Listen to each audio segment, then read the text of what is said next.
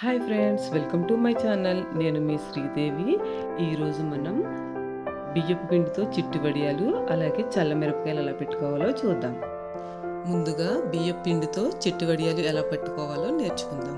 దీనికోసం 50 గ్రాముల సగ్గు బియ్యాన్ని గంట పాటు నానబెట్టుకోవాలి. ఈ వడియాలకి పిండిని మరీ మెత్తగా కాకుండా కొంచెం బరకగా ఆడించుకోవాలి. తర్వాత ఒక గిన్నెతో పిండిని తీసుకుని గిన్నెలో పోసుకోవాలి. మనం పిండి తీసుకున్న గిన్నెతోనే 1.5 గిన్నెల నీటిని పోసుకుని గడ్డలు లేకుండా కలిపి పక్కన పెట్టుకోవాలి. తరువాత ఒక పెద్ద గిన్నెలో మనం ఏ గిన్నెతో పిండి తీసుకున్నామో దానితో 4 గిన్నెల నీటిని తీసుకుని స్టవ్ మీద పెట్టుకుని వేడి చేసుకోవాలి. ఈ నీళ్లు కొద్దిగా వేడైన తర్వాత దీనిలో రుచికి తగిన సాల్ట్ను వేసుకుని 2-3 టేబుల్ స్పూన్ల వేయించిన నువ్వులను కూడా వేసుకోవాలి. కావాలంటే మనం జీలకర్ర కూడా వేసుకోవచ్చు. అలాగే నానబెట్టి పక్కన పెట్టుకున్న సగ్గు బియ్యాన్ని కూడా వేసుకుని ఈ నీటిని మరిగించాలి. సగ్గు బియ్యాన్ని నానబెట్టడం వల్ల త్వరగా కుక్ అయిపోతాయి. ఈ వాటర్ మరుగుతున్నప్పుడు నీళ్లు పోసి పక్కన పెట్టుకున్న పిండిని కలుపుకుంటూ దీనిలో వేసుకోవాలి. ఇది కొంచెం బరకగా ఉండడం వల్ల అంత త్వరగా గడ్డలు కట్టదు. మనం స్లోగా కలుపుకుంటూ కుక్ చేసుకోవాలి. ఫ్లేమ్ని హైలో పెట్టుకుని కలుపుకుంటూ పిండి బాగా గట్టిగా అయ్యే వరకు కుక్ చేసుకోవాలి. ఈ పిండి ఉడకబెట్టడం రాదు అనే అవకాశమే లేదండి. మనం ఎంత గట్టిగా ఉడకబెట్టినా సరే ఈ వడియాలు చక్కగా వస్తాయి. ఇలా బాగా దగ్గర పడిన తర్వాత దీనిని ఒక గిన్నెలో తీసుకుని బాగా చల్లారనివ్వాలి. పిండి బాగా చల్లారిన తర్వాత ఎండలో ఒక పాలిథిన్ షీట్ వేసుకుని దాని మీద డైరెక్ట్గా వేసుకోవచ్చు. మనం పిండి చల్లారిన తర్వాత పెడుతున్నాం కాబట్టి పాలిథిన్ షీట్ మీద డైరెక్ట్గా పెట్టేసుకోవచ్చు. వీటిని చేత్తో పెట్టడానికి కొంచెం టైం పడుతుంది. మనం కావాలి అనుకుంటే పిండి చల్లారే ఉంటుంది కాబట్టి ఒక పాలిథిన్ షీట్ని కట్ చేసుకుని ఇలా పెట్టుకుంటే చాలా ఈజీగా అయిపోతాయి. నేను సగం వడియాలు నూపప్పు వేసి సగం వడియాలు జీలకర్ర వేసి పెట్టాను. ఎండ ఎక్కువగా ఉంటే ఇవి సాయంత్రానికల్లా షీట్ నుంచి ఊడొచ్చేస్తాయి. లేదంటే 2 రోజులు ఎండబెట్టుకోవాలి. ఇవి నూపప్పుతో పెట్టిన వడియాలు కొంచెం తెల్లగా ఉన్నాయి. ఇవి జీలకర్ర వేసి పెట్టిన వడియాలు కొంచెం కలర్ చేంజ్ ఉంటుంది. వీటిని మరొక 2 రోజులు బాగా ఎండబెట్టుకుని తర్వాత ఒక ఎయిర్ టైట్ కంటైనర్లో పెట్టుకుని సంవత్సరం అంతా వాడుకోవచ్చు. ఈ వడియాల వల్ల ఇంకొక ఉపయోగం ఏంటంటే ఇవి తక్కువ నూనె వేసుకుని కూడా ఈజీగా వేయించేసుకోవచ్చు. పిల్లలకు కూడా చాలా బాగా నచ్చుతాయి.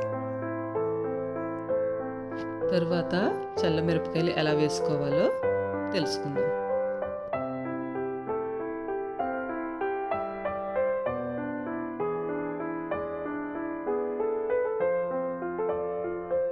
ఈ చల్లమిరపకాయల కోసం నేను 3 కేజీల పచ్చిమిర్చిని తీసుకున్నాను.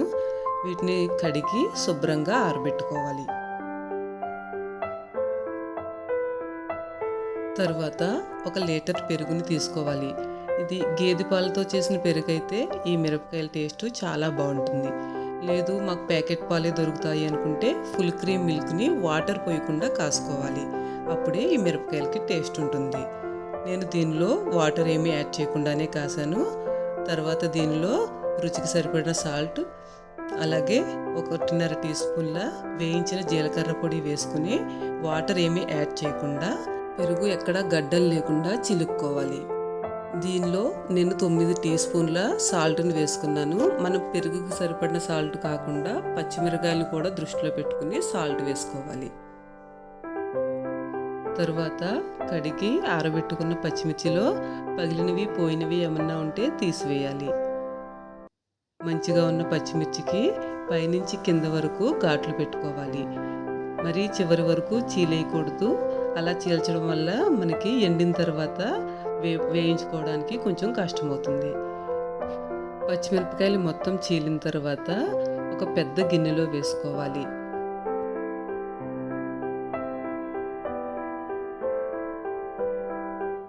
తరువాత మనం గడ్డలు లేకుండా చిలికిన పెరుగుని ఈ పచ్చిమిరపకాయల మీద పోసుకోవాలి.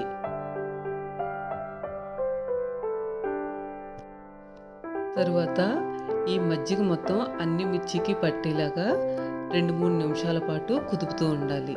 అప్పుడే మొత్తం పచ్చిమిరపకాయలకి మజ్జిగ బాగా పడుతుంది. ఇలా 2-3 నిమిషాలు కుదిపిన తర్వాత వీటిని గిన్నెలో వేసుకొని మూత పెట్టుకోవాలి. ఈ పచ్చిమిర్చిని ప్లాస్టిక్ డబ్బాల్లో కానీ లేదంటే జాడీల్లో కానీ వేసుకోవాలి. స్టీల్ వాటిలో వేసి పెడితే పెరుగు త్వరగా పుల్లబడిపోయి పచ్చిమిరపకాయలు స్మెల్ వచ్చేస్తాయి. మిగిలిన మజ్జిగను పచ్చిమిర్చిపై చల్లుకుని మూత పెట్టి 24 గంటల సేపు నాననివ్వాలి.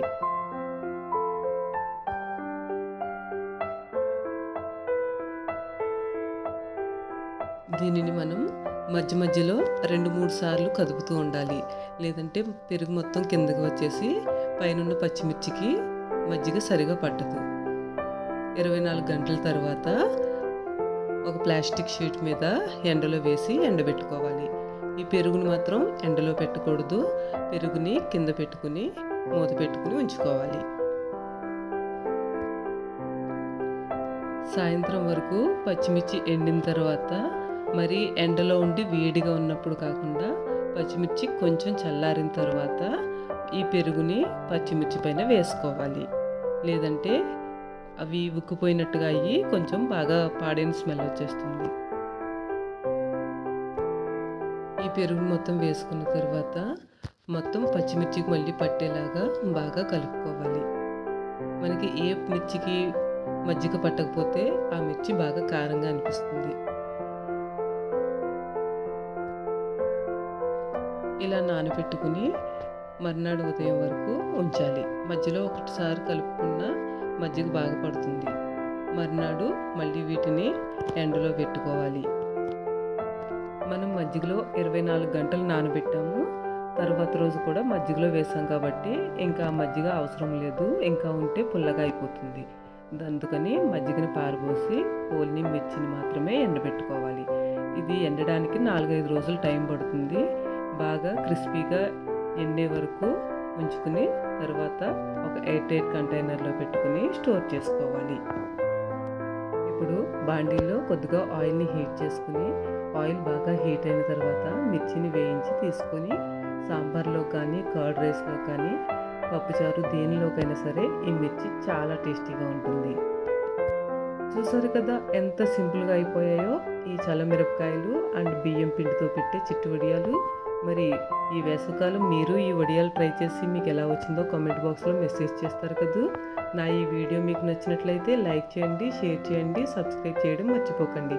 పక్కనున్న బెల్ ఐకాన్ తప్పకుండా క్లిక్ చేయండి.